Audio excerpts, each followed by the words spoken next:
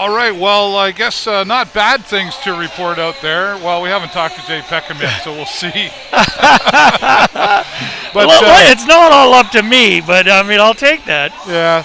Well, 0-0, I guess there's worse ways to start off a period, but it's I know at the end of the day, it's all about the score, but this first period, what I saw, boy, we were taking penalties right from the start. Well, within the first couple minutes, and we've seen a few others.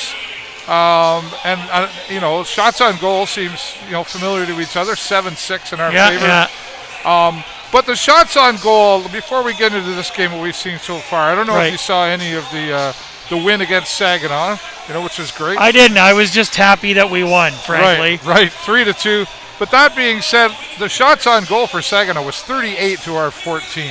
Yeah. So that says to me that Ben Gaudreau was a superstar. Well, and again, absolutely, and that's part of our challenge right now is that, we are fortunate enough to have a couple of goaltenders that are going to keep us into games, which, clearly that's happening. But we still have some things to fix out in front of that goaltender. That's not how you play hockey. You can't do that. You can't. You burn out goalies doing that. Yeah. And I would really like us to see us kind of step up and fix some of those other challenges. And again, we've talked about the defense thing and that kind of stuff. So beyond the defense, I mean, they're skating hard out there tonight. There's no doubt about it. They had a nice penalty kill there. Near the end of the what? first I got to period. say, honestly, Dave, I'm really happy because the pace of this first period, what that says to me so far is that after the last couple of games, clearly the coaching staff has said something to the team about, keeping that pace up and getting in there and being first to the puck and skating hard. You got to come out. You got to play hard against some of these teams. And you can see frustration's already starting to come out on the Erie side. I think the shots on goal does not tell an accurate story because, frankly, you're right. The penalties came early and fast, and I don't understand why the referees choose to do that. Referees, they can control the pace of the game sometimes. Sure. And set the mood. Well, and it's like, do they call the small stuff or do they just call the big stuff, right? And some referees will kind of let the guys go for the small nitpicky stuff, right? But clearly that's not happening in this game. But we saw a boarding call, and I can't remember the last time. Oh man, and I don't know where that came from because typically boarding is you come from like 4 to 6 feet away and slam, directly into somebody in the board. Right. They were behind the net. He would have had to go through the net to board that guy. Right. So it didn't make sense to me. But we go on the PK early, and what's not reflected is we had 2 breakaways. We just happened to miss the net, not by much, but just enough that the goaltender didn't make it a difference, so it doesn't count as a shot on goal. But what an opportunity. Here we are creating these kind of opportunities in this game.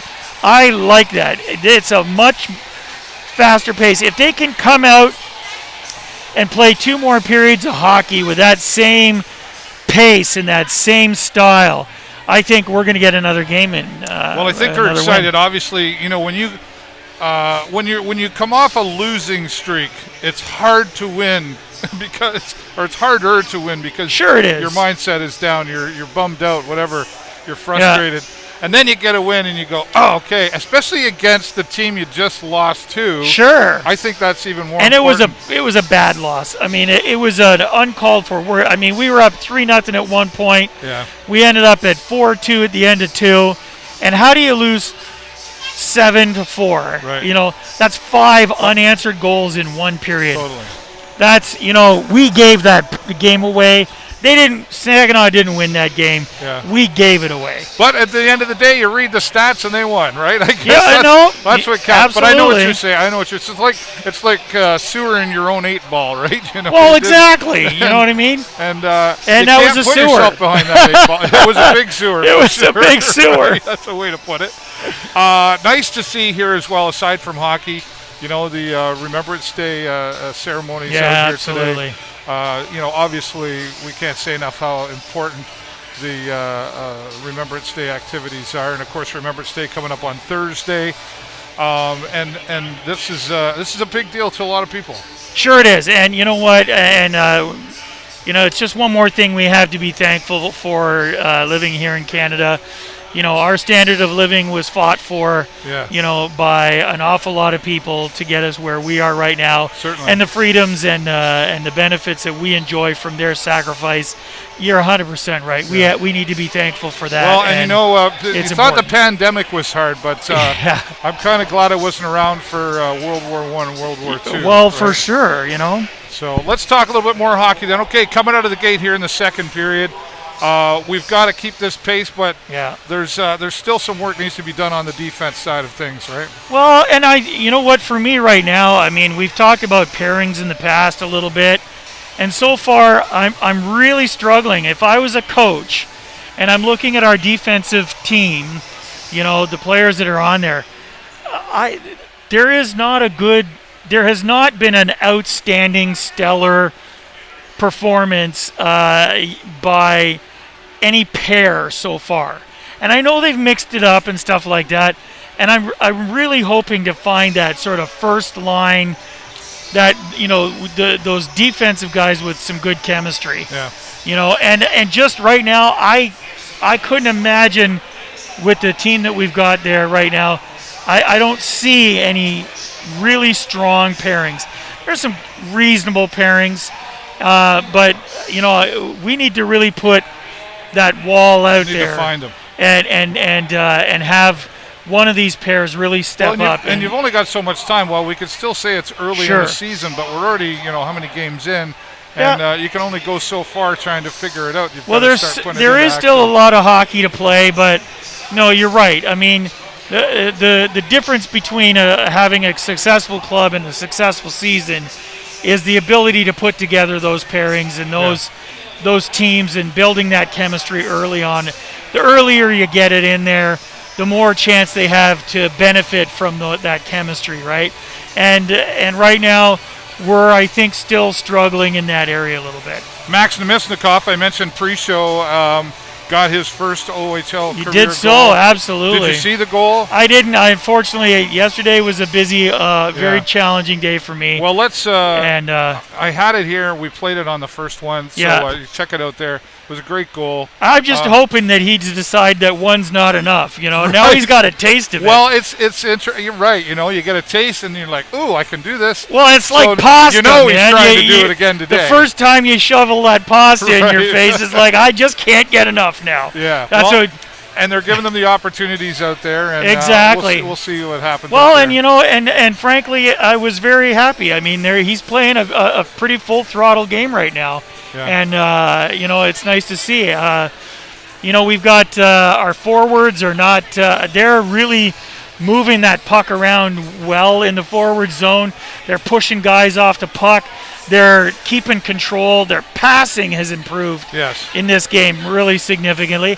And our defense, they're making those strikes. They're picking their moments, and they're hitting these guys, putting them off the puck, and creating chances for us.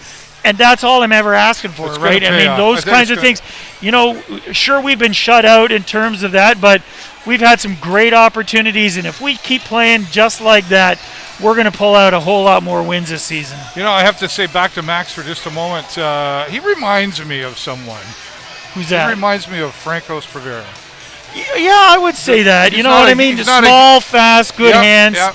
Absolutely. And determined out there, goes past the puck. Franco, and Franco was a great kid in the locker room and stuff like that. I mean, he was really very inspiring for the rest of the team and stuff. And he was really good at creating opportunities. I don't know that Max Nemestikov is there just yet in terms of giving other players those opportunities and stealing that puck at in mid ice and in the neutral zone and making something happen. But I can only hope he's got the skills set. I think there. He's still a young guy. I think we're going to see lots of good stuff from him. Sounds good. All right, well, let's see what happens in the second period as we're about 5 minutes away from that happening again. Jay Peckham, join me again second period, I guess, will you? Yeah, sure. Yeah, sure. Absolutely. He hates talking about that. Yeah, absolutely. We'll have him back as unaccustomed as I am to public speaking. Right. All right, we'll be back shortly. On behalf of myself, I'm David Burrows and my good friend Jay Peckham. Go Sting, go! All right.